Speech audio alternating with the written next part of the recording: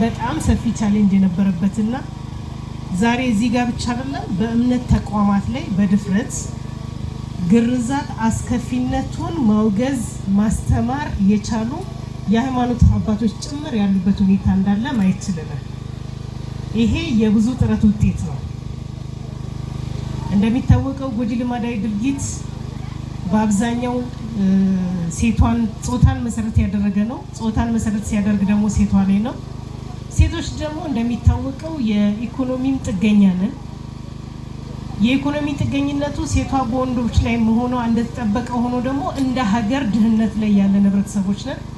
ስለዚህ ሰው ሪል ሴቷን ለመጥቀም ነው ወይንስ ራሱን ለመጥቀም ነው የሚለው ቅድም ራሱ ሲገርዝ የነበረ ሰው የገቢ ምንጩ መተዳደሪያው ሆኖ እያደረገ እንደሆነ ኋላ ተምሮ የተወበትን ሁኔታ ሲያስቀምጥ የነበረበት ሁኔታ አለና ምናልባት እዚህ ጋር ያሉ ተግባሩን ሲፈጽሙ የነበሩ ሰዎች ባሉበት ይሄ በምን መጣ እንዴት መጣ አሊያም ከዛ ሻገር ያለ ጥያቄ ሐሳብ አስተያየት ካለ የተወሰኑ ሐሳብ አስተያየቶችን ከቤት እንውሰድ ብለን ነው።